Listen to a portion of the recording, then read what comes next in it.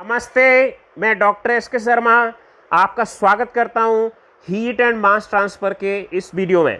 और आज हम चर्चा करेंगे heat flow through a composite ball conduction में। कंडक्शन किसी कंपोजिट बॉल में होता है तो क्या स्थिति होती है उसको समझने जा रहे हैं। तो चलिए शुरुआत करते हैं। आपके सामने एक डायग्राम में एक कंपोजिट बॉल है, तो आप इसको पहले समझ लीजिए, अच्छे से डायग्राम को समझ लीजिए। डायग्राम में क्या है, डायग्राम आप देखिए कि ये तीन मटेरियल से मिलकर बनी हुई है। एक है पिंक कलर का जिससे हमने ए का है, दूसरा है लाइट येलो कलर का जिसे हमने बी का है, और तीसरा है स्काई ब्लू कलर का जिसे हमने सी का है। थोड़ी देर के लिए मान लीजिए कि ए एल्युमिनियम है, बी जो है हमारा बोरोन है या कुछ भी कह दीजिए आप, और सी हमारा कार्बन कह दीजिए, कैल्शियम कह दीजिए, कॉपर कह दीजिए, कुछ भी कह दीजिए। तो ए बी सी क्या है, तीन अलग अलग तरह के मटेरियल हैं जिनसे मिलकर के ये वाल बनी हुई है, ठीक है। और ये 3D वाल है, प्लेन नहीं है, ये 3D है। इसका हम फ्रंट भी देख रहे हैं। तो पहला जो पार्ट है ए, उसकी थर्मल कंडक्टिविटी आप नीचे देखेंगे के ए से रिप्रेजेंट किया गया है, के ए थर्मल कंडक्टिविटी, और दूसरे की के बी, बी सबस्क्रिप्ट में, और तीसरी के सी। इनकी जो थिकनेस है वो सबसे नीचे है, एल ए, एल बी और एल सी।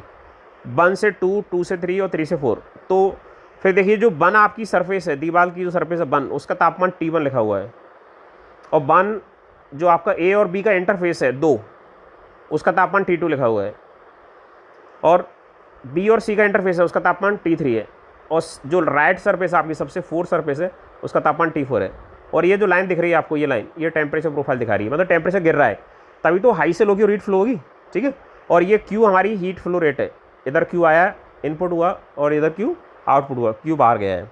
तो क्या लिखा हुआ है यहाँ पे, जरा पढ़ लेते हैं उसको। Consider flow of heat through a composite wall which is made up of 3 slabs as shown in the figure. एक कंपोजिट बॉल को हम कंसीडर कर रहे हैं जो 3 स्लैब से मिलकर बनी हुई है। 2 भी हो सकते हैं, 4 भी हो सकते हैं, तो हमने 3 लिए यहाँ पे उसको समझने के लिए। आगे बढ़ते हैं।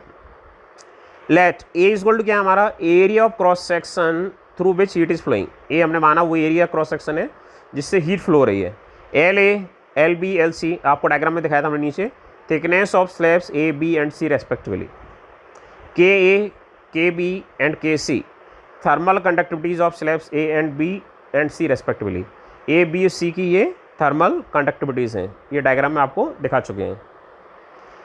T1 और T4 क्या है, ये टेम्परेचर एट वाल सरफेस 1 और 4 रेस्पेक्टिवली, ये आपको दिखाया डायग्राम में। T1 बड़ा है T4 से, इसीलिए तो T1 से T4 की ओर हीट जा रही है। T2 T3 क्या है, T2 बड़ा है T3 से। टेम्परेचर एट दी इंटरफेस 2 और 3 रेस्पेक्टिवली।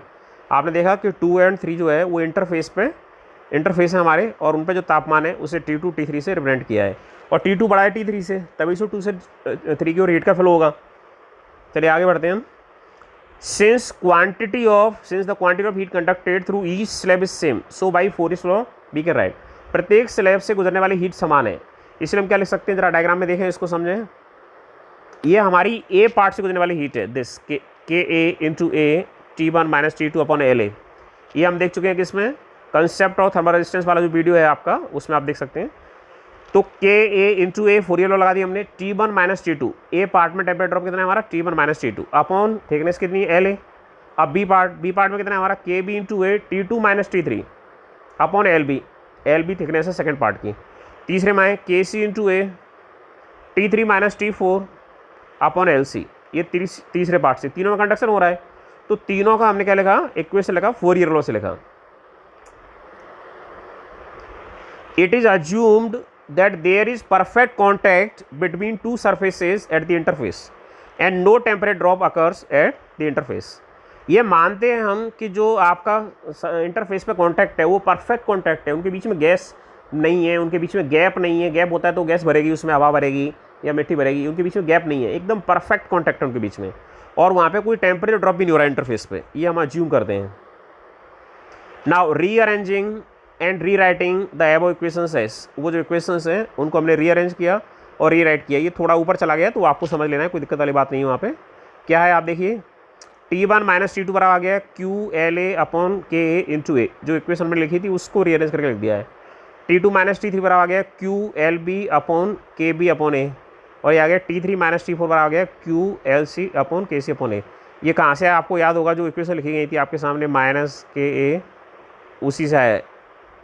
T1 माइनस T2 आपको ध्यान होगा, उससे हमें ये प्राप्त हुआ है, ठीक है।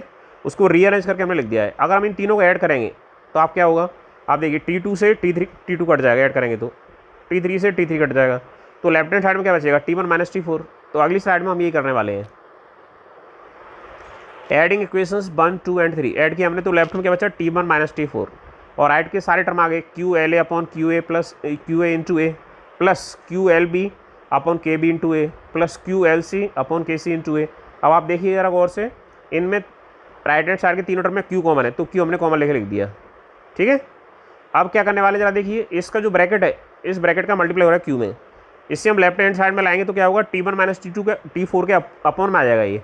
तो ये चेंज हम कर रहे हैं अगली स्लाइड में। तो हमें मिल गया क्या, ये T1 माइनस T4 के अपॉन में आ गया है LA upon K into A, LB upon KB into A plus LC upon KC into A.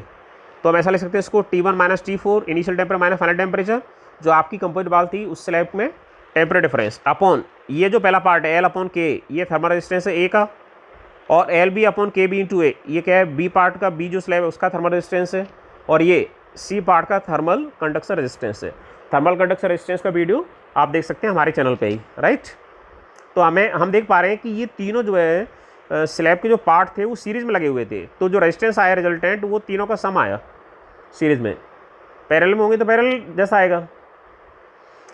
Similarly we can draw, अब आप देखिए हमने क्या किया, वहाँ पे उसी का सारा लिया, A, B और C के पैरेलल कॉम्बिनेशन के साथ सीरीज़ में, और इनका पैरेलल कॉम्बिनेशन D के साथ सीरीज़ में, वही लिखा है हमने।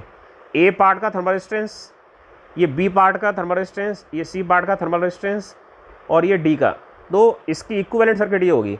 तो कई बार अगर आपको समझ में नहीं आ रहा है कि हमें इसका टोटल थर्मल रेजिस्टेंस कितना है, तो आप क्या करना है, आप उसकी इक्विवेलेंट सर्किट डायग्राम बना दिए किसमें, इलेक्ट्रिकल सर्किट में, और जो उसका रिजल्टेंट आएगा वो सेम इसका रिजल्टेंट आएगा।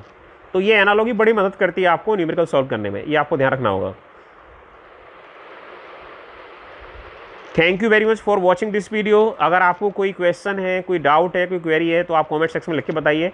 इस वीडियो को ज़्यादा से ज़्यादा शेयर करें और लाइक अवश्य करें। वीडियो देखने के लिए आपका बहुत बहुत धन्यवाद। जय हिंद, जय भारत।